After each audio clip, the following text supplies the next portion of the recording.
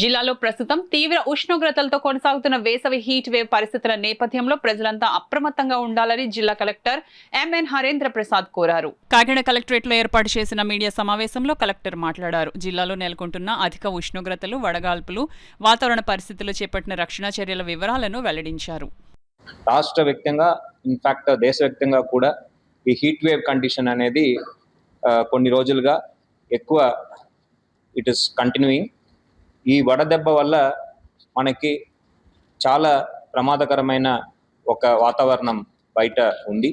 So కాబట్టి ప్రజలు ఎవరు ఎక్కువ ఎండ ఉన్న సమయంలో మెయిన్గా 11 గంటలకు ముందు పొద్దున, అదేవిధంగా సాయంత్రం 4 గంటలకు ముందు వాళ్ళు బయట తిరగవద్దని ఈ సందర్భంగా మీ అందరినీ కోరుతున్నాను. ఈ హీట్ వేవ్ కండిషన్లో ఎక్కువ మంది బయట తిరగడం వల్ల డీహైడ్రేషన్ కారణం చేత గతంలో కొన్ని మరణాలు కూడా జరిగినాయి.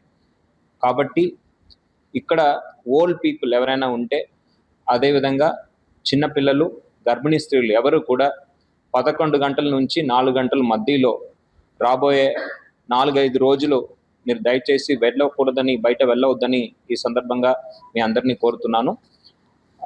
ఏదైనా సమస్య ఉంటే, మీకు బయట వెళ్ళినప్పుడు ఆరోగ్యపరంగా ఏదైనా సమస్య ఉంటే దగ్గర ఉన్న విలేజ్ హెల్త్ క్లినిక్లో కానీ, ప్రాథమిక ఆరోగ్య కేంద్రాలు పిహెచ్సిలో కానీ దానికి కావాల్సిన ఫస్ట్ ఎయిడ్ అన్నీ కూడా మనం ఏర్పాటు చేయడం జరిగింది. ఓఆర్ఎస్ పాకెట్స్, మెడిసిన్స్ అన్నీ కూడా ఏర్పాటు చేయడం జరిగింది. దయచేసి దగ్గర ఉన్న హాస్పిటల్ డాక్టర్ని సంప్రదించవలసిగా ఈ సందర్భంగా మిమ్మల్ని అందరినీ కూడా కోరుతున్నాను.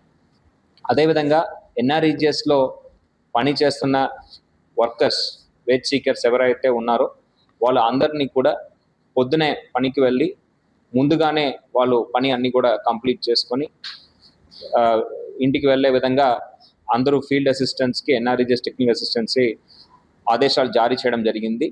దయచేసి మీరు కూడా అప్రమత్తంగా ఉండవలసిందిగా ఈ సందర్భంగా కోరుతున్నాను.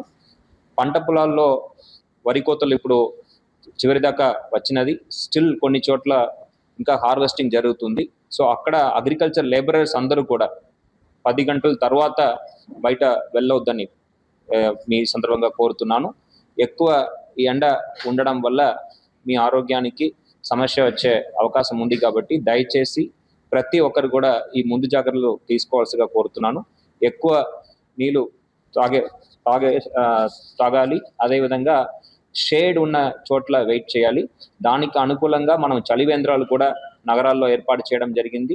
దీంతో పాటు బస్ స్టాండ్ దగ్గర, బస్ షెల్టర్స్ దగ్గర షేడ్ కూడా మనం కాకినాడ నగరంలో ఏర్పాటు చేయడం జరిగింది.